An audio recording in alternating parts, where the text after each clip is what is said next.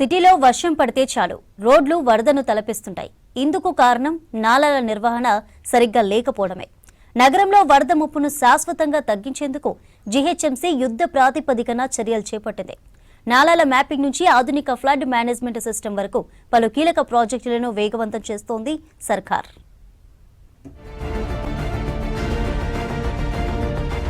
Greater సిటీలో flood effect దృష్టిలో పెట్టుకుని జీహెచ్ఎంసీ సరికొత్త ప్రణాళిక సిద్ధం చేస్తోంది.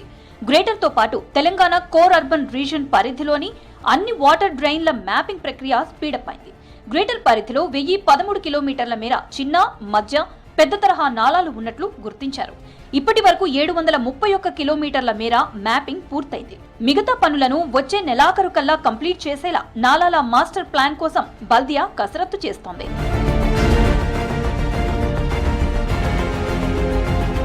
ముంబై, గుర్గాం, భోపాల్ సిటీల్లో అమలు చేస్తున్న ఆధునిక ఫ్లడ్ మేనేజ్మెంట్ సిస్టమ్ ను హైదరాబాద్ లో అమలు చేయాలని అధికారులు భావిస్తున్నారు. ఇందుకోసం ఖైరతాబాద్ జోన్లోని కార్వాన్ ప్రాంత నాలాలతో ప్రూఫ్ ఆఫ్ కాన్సెప్ట్ ప్రక్రియను ప్రారంభించారు. చిన్నపాటి వానకే లోతట్టు ప్రాంతాలు మునిగిపోతున్నాయనే కోణంలో సర్వే చేస్తున్నారు.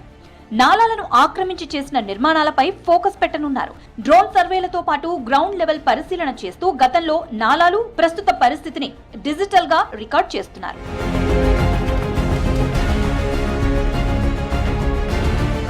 ఇస్రీ సంస్థ రూపొందించిన మొబైల్ ఫీల్డ్ వర్కర్ యాప్ తో వరద నీటి కాలువలు, చెరువులు, యుటిలిటీ లైన్లను గుర్తిస్తున్నారు. ప్రతి వార్డులో అసిస్టెంట్ ఎగ్జిక్యూటివ్ ఇంజనీరు ఆధ్వర్యంలో సర్వే చేపట్టారు. గొలుసుకట్టు చెరువుల వ్యవస్థ, వరద నీరు మూసీలో కలిసే మార్గాలు ఇవన్నీ కూడా ఈ సర్వేలో పరిశీలించనున్నారు.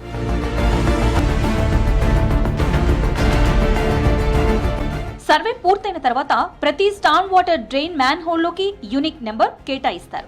దీంతో భవిష్యత్తు పర్యవేక్షణ, రిపేర్లు, మానిటరింగ్ మరింత ఈజీ కానున్నాయి. వచ్చే వానాకాలం వరకు ముంబై తరహా అధునాతన ఫ్లడ్ మేనేజ్మెంట్ సిస్టమ్ను అందుబాటులోకి తీసుకురావాలని జీహెచ్ఎంసీ కృషి చేస్తోంది. హైదరాబాద్ లో వరదలు కేవలం చరిత్రకే పరిమితమయ్యేలా, భారీ వర్షం కురిసినా వరద సాఫీగా వెళ్లేలా బల్దియా పక్కా ప్రణాళిక రెడీ చేస్తోంది. సిటీలో వరద ముప్పు తప్పించేందుకు చేపట్టిన ఫ్లడ్ మేనేజ్మెంట్ సిస్టమ్ సక్సెస్ అయితే భవిష్యత్తు తరాల వారికి నిజంగానే హైదరాబాద్ లో వరదలు కేవలం చరిత్రగానే మిగిలిపోనున్నాయి.